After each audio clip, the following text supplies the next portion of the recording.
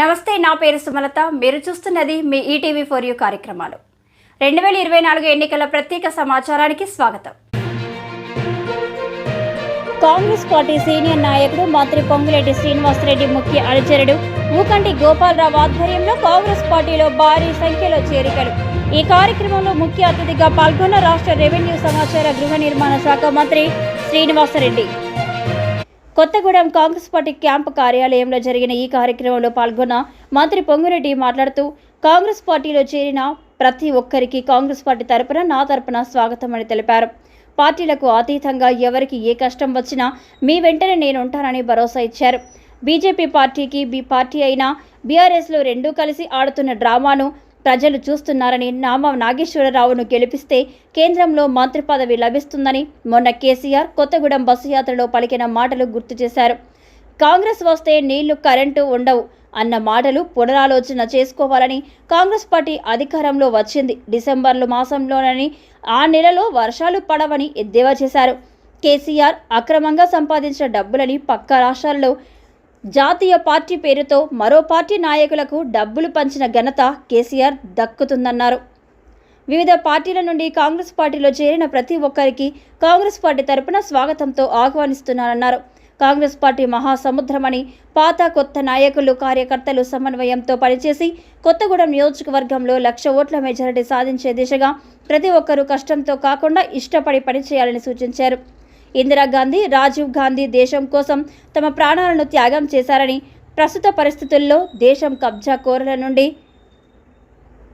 విడిపించాలంటే రాహుల్ గాంధీని ప్రధానమంత్రిగా చేయడానికి హస్తం గుర్తుకు ఓటు వేసి అత్యధిక మెజారిటీతో గెలిపించాలని అభ్యర్థించారు. పార్టీలో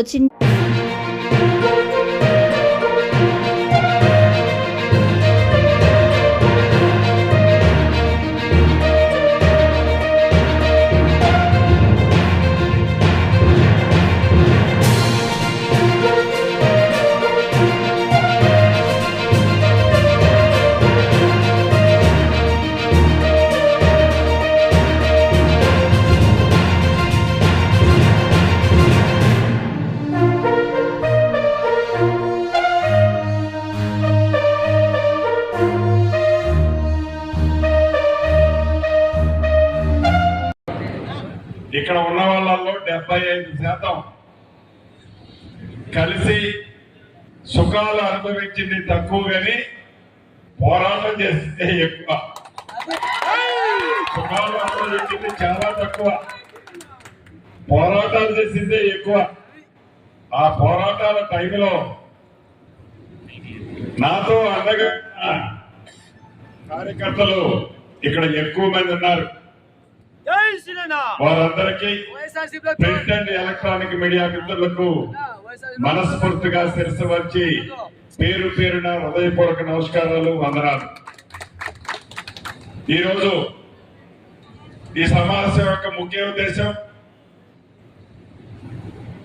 తమ్ముడు గోపాలరావు గారు, అదే రకంగా గడిపెల్ల కవిత గారు, లింగం పిచ్చిరెడ్డి గారు, బిందు చౌహాన్ గారు, వీరబాబు గారు, పరమేష్ గారు, భద్రక్క, అనిల్ గారు, మందల ఆమని గారు, పరమేష్ యాదవ్ గారు,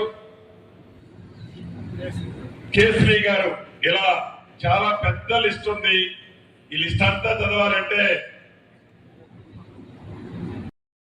బి పార్టీగా ఉన్న బిఆర్ఎస్ పార్టీ, ఆ బిఆర్ఎస్ పార్టీ గడిచిన 10 సంవత్సరాలలో సాధించుకున్న తెలంగాణ రాష్ట్రం, ధనిక తెలంగాణ రాష్ట్రాన్ని 7 లక్షల కోట్లు అప్పు చేసి, ఆ 7 లక్షల కోట్లలో 1,50,000 కోట్లు దాచుకొని ఆ దాచుకున్న సొమ్మును కాపాడుకోవడం కోసం, జైల్లో ఉన్న తన బిడ్డను విడిపించడం కోసం, తను ఏదైతే ధరణి ద్వారా ఇతరత్ర ఆస్తులని దోసుకున్న ఆస్తులని రక్షించుకోవడం కోసం కేంద్ర ప్రభుత్వంతో చీకటి ఒప్పందాన్ని కుదుర్చుకొని ఈనాడు తెలంగాణ రాష్ట్రంలో పార్లమెంట్ ఎన్నికల్లో వాళ్ళిద్దరూ కలిసి ఆడుతున్న డ్రామా నిన్న కాక మొన్న ఖమ్మం మయూరి సెంటర్ సాక్షిగా వేదిక మీద ఉండి మాజీ ముఖ్యమంత్రి గారు మాట్లాడిన మాటలు మీకు ఒక్కసారి గుర్తు చేస్తాను. మీరు నామా నాగేశ్వరరావు గారు గెలిపించినట్లయితే కేంద్రంలో నామా నాగేశ్వరరావు గారు మంత్రి చేస్తానని చెప్తాడు ఆ పెద్ద మనిషి చేతిలో కర్ర ఒకటి పట్టుకొని. ఎలా చేస్తాడు కేంద్రంలో నామా నాగేశ్వరరావు గారు గెలిస్తే మంత్రి అంటే దాని వెనక ఉన్న గూడు పుటారా ఏంటంటే ఇందాక నేను చెప్పిన స్టోరీ ఉంది కదా, తన బిడ్డను కాపాడుకోవడం కోసం, తన ఆస్తుల్ని కాపాడుకోవడం కోసం తను ఫోన్ ట్యాప్ చేసిన దాంట్లో రేపు 7 సోలు లెక్క పెట్టాల్సి వస్తుందని అవన్నీ తప్పించుకోవడం కోసం బీజేపీతో పెట్టుకున్న ఒప్పందమే మొన్న మయూరి సెంటర్ లో తను మాట్లాడిన మాటలు.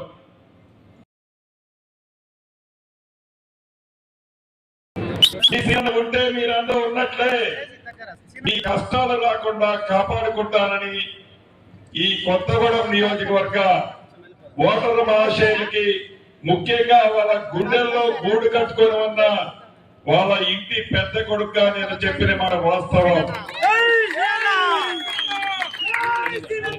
మీ దీవెళ్లతో ఇందిరమ్మ రాజ్యం వచ్చింది. మీరు అనుకున్నట్లు మీ సీనన్న కూడా ఈనాడు కేబినెట్ లో మంచి పొజిషన్ లో కూర్చొని ఉన్నాడు. 9 సంవత్సరాలు అధికార పార్టీలో 3 సంవత్సరాలు అధికారంలో ఉన్నాం. ప్రతిపక్షంలోనే అధికారంలో ఉన్నా మిగిలిన 5 సంవత్సరాలు ప్రతిపక్షంలో ఉన్నట్లే రోజు యుద్ధమే ఉండేది. అనేక ఇబ్బందులు. ఇందాక గోపాలరావు చెప్పినట్లు వారి బిల్డింగ్ విషయమే కాదు, సామాన్య కార్యకర్త కూడా భయాందోళనతో గురై ఎప్పుడు నన్ను పోలీసులు తీసుకుపోయి జైల్లో పెడతారో, ఎప్పుడు నాకు చిన్న ప్లాట్ని కబ్జా చేస్తారో, ఇంట్లోకి బయటికి పోయిన వ్యక్తి తిరిగి ఇంట్లోకి వస్తాడో రాడు అని కార్యకర్తలు భయాందోళనతో ఆపొద్దు, చచ్చినా పర్వాలేదు సీనన్నతోనే ఉంటామని మీరందరూ అండదండలుగా ఉన్నమాట కూడా వాస్తవం. అయితే ఇందాక గోపాలరావు గారు చెప్పినట్లు మనం దేవుడు బిడ్డలం, దేవుళ్ళు కాదు మనుషులు. ఈ మనుషులు చిన్న చిన్న పొరపాట్లు చేయటం సర్వసాధారణం. పిల్లలు తప్పు చేస్తే తండ్రో తల్లో ఒక చెంప మీద దెబ్బ కొడితే అది శిక్ష కాదు, అది ప్రేమతో చేసిందే. కుక్క తప్పు చేశాడు, బిడ్డ తప్పు చేశాడు అని శాశ్వతంగా ఆ పేగ బంధాన్ని ఆ తల్లిదండ్రులు తెంచుకోలేరు. అదే రకంగా తల్లిదండ్రులకి బిడ్డలకి ఉండే సంబంధమే ఈ గోపాలరావు గారు కానీ వారి మిగతా మిత్ర బృందం కానీ. ఈ రోజేదో నేను అధికారంలోకి వచ్చానని వారు నా దగ్గరికి రాలే. ఈ రోజు ఎన్నికల్లో ఏదో జరుగుతుంది అని నా దగ్గరికి రాలే. కష్టమైన సుఖమైన గతంలో అన్నతోనే ఉన్నాం, భవిష్యత్తులో కూడా అన్నతోనే ఉంటామని తలంచి మళ్ళీ పూర్వాశ్రమానికి వచ్చిన గోపాలరావు గారు, వీరబాబు గారు, మిగతా మిత్రులందరినీ మనస్ఫూర్తిగా స్వాగతం పలుకుతూ దాన్ని మీరు మొదలుకొని ప్రతి ఒక్క అభిమాని, ప్రతి ఒక్క కార్యకర్త కష్టపడి ఈ 10 రోజులు పనిచేయాలని మనస్ఫూర్తిగా మీ అందరినీ అభ్యర్థిస్తున్నాం. చివరిగా రేపు లేదు ఎల్లుండి 4వ తారీఖు నాడు మన గౌరవ ముఖ్యమంత్రి గారు రేవంత్ రెడ్డి గారు 10 గంటలకి ఉదయం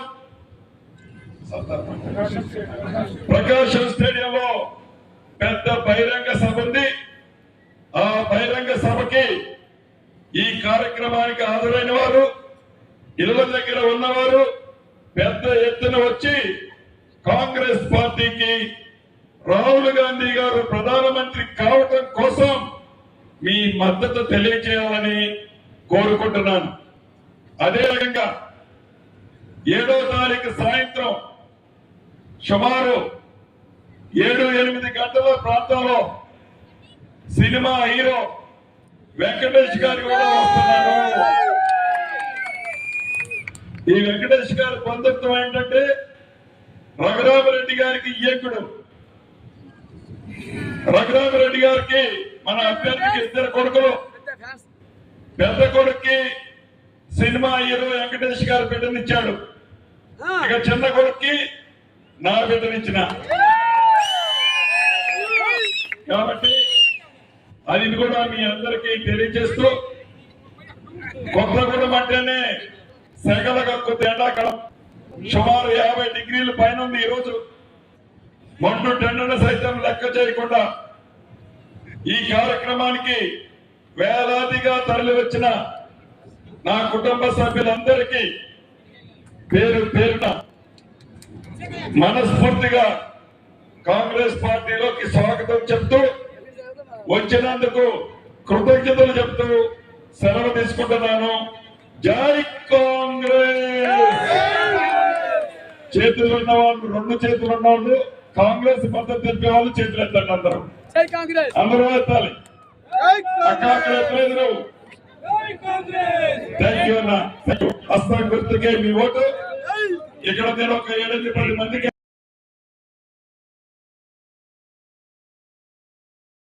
2 తెలుగు రాష్ట్రాల్లో జరుగుతున్న పార్లమెంట్ ఎలక్షన్స్ లేటెస్ట్ అప్డేట్స్ కోసం మీ ఈటీవీ ఫర్ యూ ఛానల్ చూస్తూనే ఉండండి.